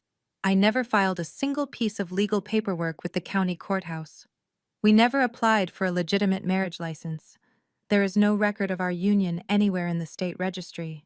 You are standing here bragging about taking half of my $60 million company under Georgia marital law. But legally speaking, DeAndre, we are absolutely nothing to each other. We are just two strangers wearing very expensive clothes in a rented room." The absolute silence in the ballroom was shattered by a collective gasp from the remaining guests. They were staring at me with a mixture of profound shock and deep, terrified respect. I had not just caught DeAndre in his trap, I had completely dismantled the very foundation of his backup plan before he even knew he needed one. I had walked down the aisle, looked him in the eye, and promised him my life, all while knowing he was standing next to an actor and signing a worthless piece of paper. Vivian's legs finally gave out. She collapsed back into the chair she had just been leaning against, burying her face in her hands and letting out a loud, agonizing wail that sounded like a dying siren. The fantasy of the $30 million divorce settlement vanished into thin air, leaving her with nothing but the cold, hard reality of her impending homelessness and absolute social ruin. But DeAndre did not collapse. He stared up at me, his eyes wide and bloodshot, his jaw trembling so hard his teeth were literally chattering. His brain was short-circuiting. He had spent 3 years manipulating me, lying to me, and secretly funding his mistress with the money he thought he was going to steal from my company. He had orchestrated this massive public wedding to trap me in a legal binding contract. He had risked everything on the absolute certainty that he was smarter than me. And now, secured to a metal railing and handcuffs facing federal prison for wire fraud and conspiracy, he was finally realizing the truth. He had absolutely zero legal claim to my money. He could not touch my tech company. He could not touch my bank accounts. He was completely, utterly, and irreversibly broke. The realization hit him like a physical blow. The smug, arrogant alpha male facade completely melted away, leaving nothing but a desperate, terrified little boy who had just been stripped of everything that made him feel powerful. For a few seconds, he just stayed there, breathing heavily and staring at my calm face. The silence stretched out heavy and suffocating, and then something inside DeAndre snapped completely. The last remaining thread of his sanity broke. He let out a guttural, animalistic roar that did not even sound human. Blind, pure, unadulterated rage took over his entire body. He forgot about the handcuffs securing his wrists to the railing. He forgot about the federal agent standing just a few feet away. His eyes rolled back with sheer fury, and he lunged forward, throwing his entire body weight toward the stage where I was standing. His hands ripped against the metal cuffs, pulling so hard his wrists began to bleed instantly. But he did not stop screaming my name as he violently threw himself up the steps, trying desperately to wrap his hands around my throat. DeAndre flew through the air, his face a twisted mask of pure hatred, but he did not even make it halfway to the podium. Before I could even take a step back, two men in crisp white catering uniforms suddenly materialized from the edges of the stage. They were not holding champagne trays anymore. These were the elite private security contractors I had hired months ago specifically for this exact moment. One of them caught DeAndre mid-air, wrapping a massive arm around his chest, while the other swept his legs completely out from under him. The impact was instantaneous and brutal. The guard slammed him face first onto the cold, hard marble floor, right next to where Spencer was still pinned down by the federal agents. The heavy thud of DeAndre's body hitting the ground echoed across the silent room, followed immediately by his breathless groaning as the wind was completely knocked out of his lungs. He writhed like a caught fish, his cheek pressed against the polished tile, but the security guards pressed their knees firmly into his back, holding him down with effortless precision. "You are done, DeAndre," one of the guards said, his voice low and dangerous, pressing his weight down until DeAndre stopped struggling. "Stay down before we make it worse for you." The federal agents quickly moved in, pulling out a second pair of handcuffs and securing DeAndre's arms behind his back. The sharp metallic clicking sound echoed over the speakers, sealing his fate. The great DeAndre Washington, the man who thought he could outsmart everyone, was now just another common criminal bleeding on a dance floor in a ruined tuxedo. His breathing was ragged and shallow, his face pressed against the cold stone, as the reality of his complete and utter defeat finally settled into his bones. He had lunged at me, thinking he could use violence to regain control, but all he did was prove exactly how weak and pathetic he truly was. Vivian watched the entire violent sequence play out from her spot on the floor. The last remaining spark of defiance completely drained from her eyes, leaving behind nothing but raw, terrifying panic. The reality of her situation finally crashed down on her with the crushing weight of a collapsing building. Her brain was finally processing the magnitude of the destruction I had unleashed upon her family. Her historic mansion, the crown jewel of the Washington legacy, was legally mine. Her fake empire was exposed to the entire city. Her son, the golden boy she had groomed to steal my money, was currently bleeding on the floor in handcuffs, waiting to be hauled off to federal prison. Her son-in-law was going to be locked in a cell right next to him. She had absolutely nothing left. The luxurious life she had built on a foundation of lies and manipulation was completely gone. Slowly, the great matriarch of the Washington family pulled herself forward on her hands and knees. She dragged her ruined designer gown across the spilled champagne and shattered glass, ignoring the gasps and whispers of the elite socialites watching her every move. She crawled right up to the base of the stage, stopping at my feet. She looked up at me, her face streaked with thick black mascara and her expensive jewelry hanging awkwardly around her neck. The arrogance that had defined her entire existence, the condescending sneer she had worn since the day I met her, was completely erased. It was replaced by a pathetic, desperate terror that made her look small and frail. "Please, Sasha," Vivian sobbed, her voice cracking into a pathetic whimper as she gripped the edge of the stage with shaking hands. Please, you cannot do this to us. We are family. You are a good Christian woman, Sasha. Please have mercy on us. I beg you. Please do not take everything away from us. She was actually weeping now, real tears mixing with the fake bake makeup on her cheeks. She reached one trembling hand up as if she wanted to touch my silk wedding gown, as if touching me would somehow transfer some of my power back to her. She was reduced to a groveling mess, begging the exact woman she had called socially unfit and unworthy of her precious son. I looked down at the woman who had spent 2 years treating me like absolute garbage. I looked at the woman who had mocked my background, insulted my career, and plotted to leave me bankrupt.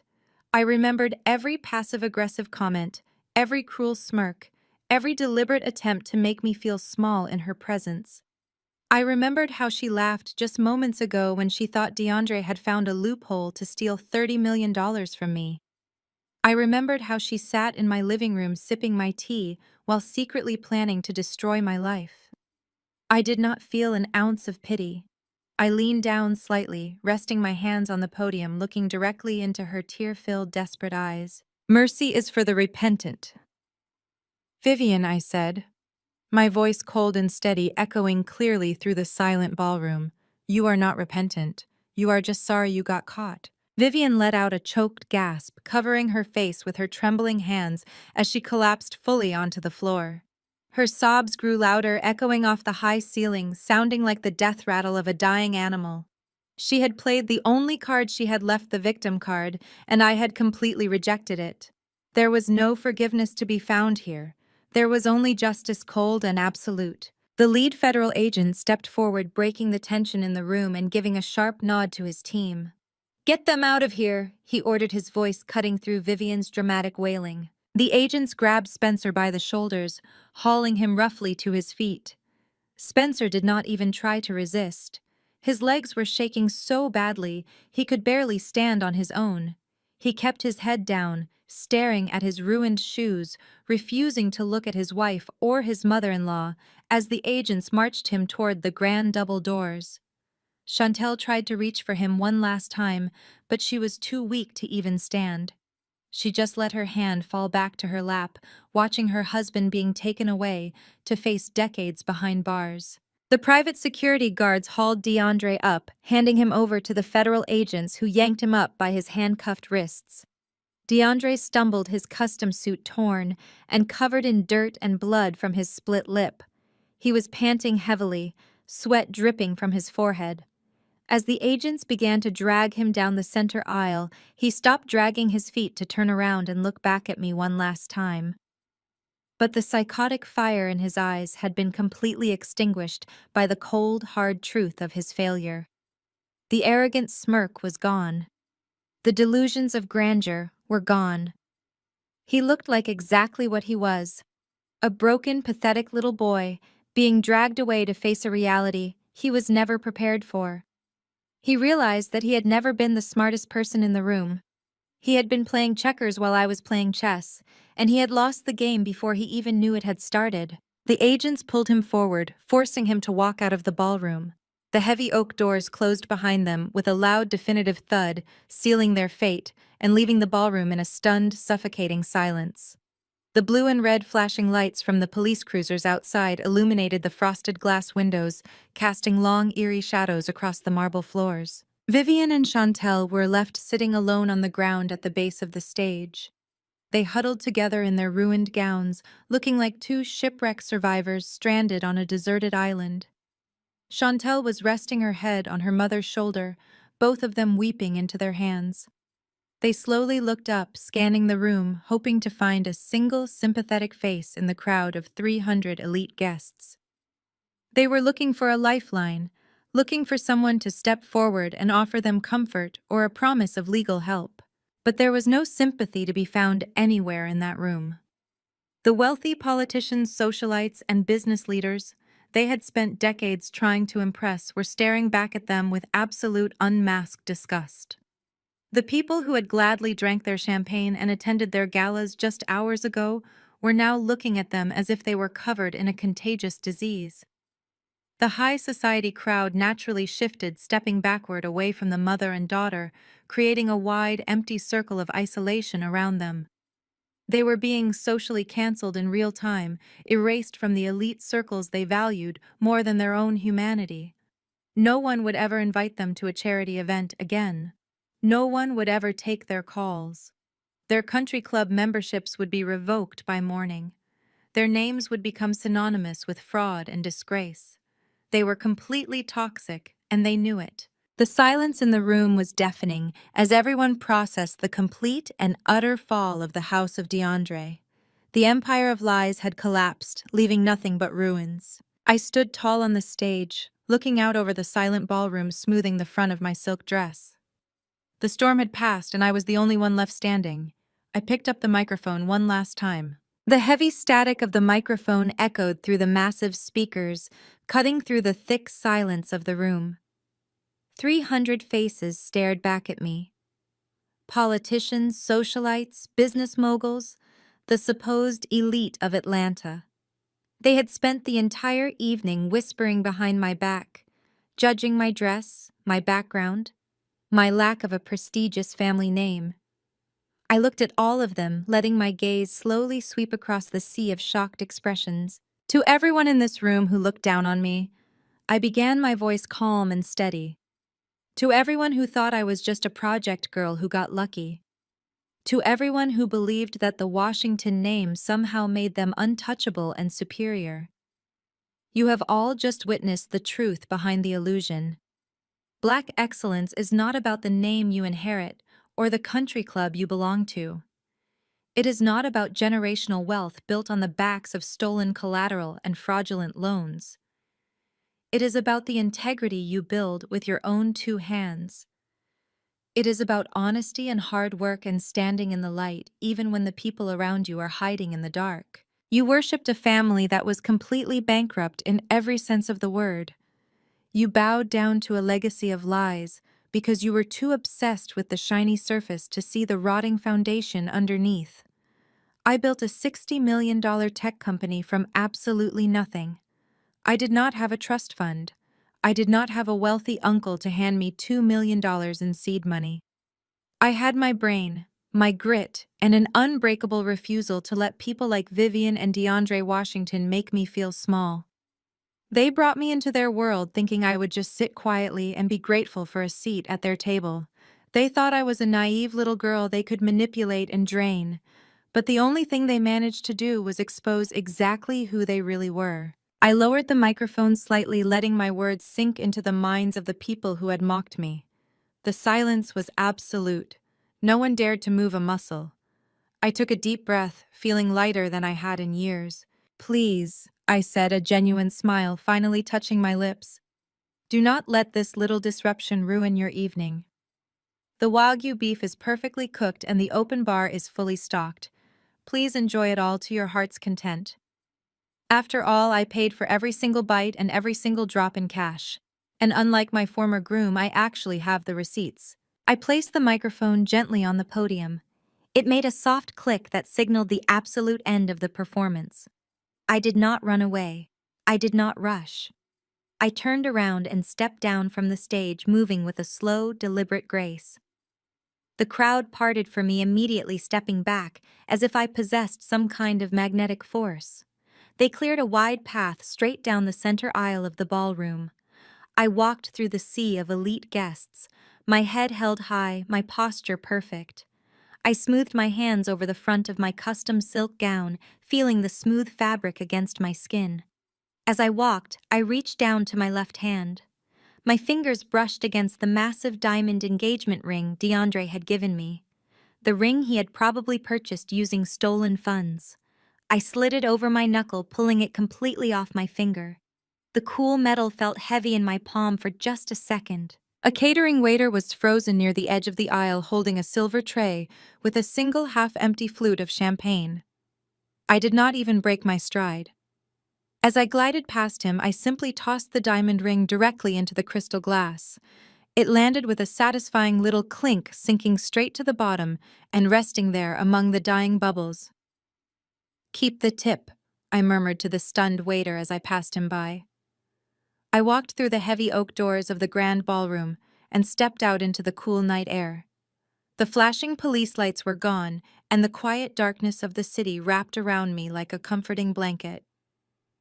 I walked down the front steps to where my private driver was waiting, holding the door to my car open. I slid into the leather seat and watched the venue disappear behind me as we drove away into the night. The fallout from that night was swift and absolutely brutal. The federal government does not play games when it comes to securities fraud and embezzlement. DeAndre and Spencer did not even make it to a trial. Their lawyers took one look at the mountain of forensic evidence I had provided to the feds and immediately advised them to take plea deals. They were both sentenced to 15 years in federal prison.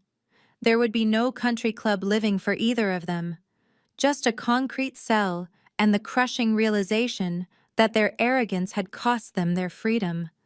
The holding company quickly liquidated all of their remaining assets to pay back the furious investors they had defrauded. As for Vivian and Chantel, their descent into poverty was a spectacular crash.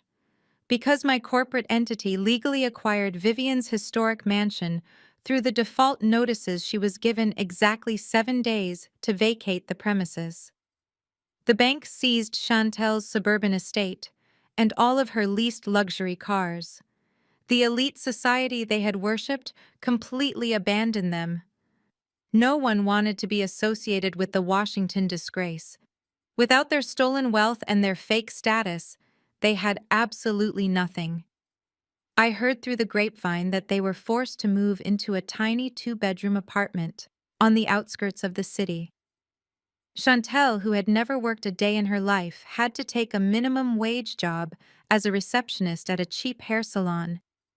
Vivian, the great matriarch, who used to host high society galas, was now spending her days couponing at the local discount grocery store, bitterly complaining to anyone who would listen about how she was robbed of her legacy.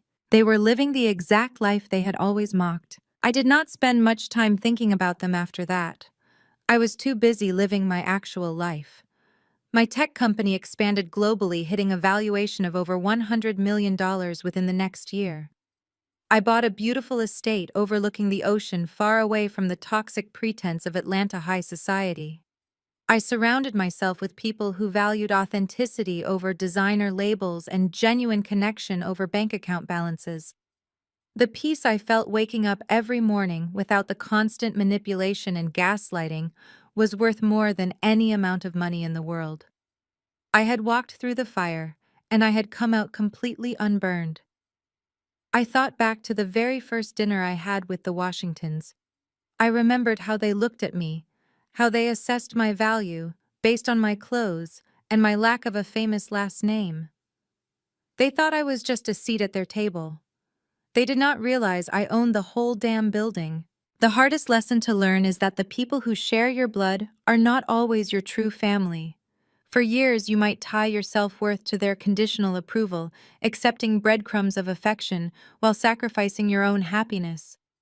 But true strength is found the moment you stop waiting for them to see your value and start recognizing it yourself. Walking away from toxic family dynamics isn't an act of defeat. It is the ultimate act of self-love. You deserve a life built on mutual respect, not manipulation. Have you ever had to walk away from toxic relatives to protect your peace? Share your story in the comments below and subscribe for more empowering journeys.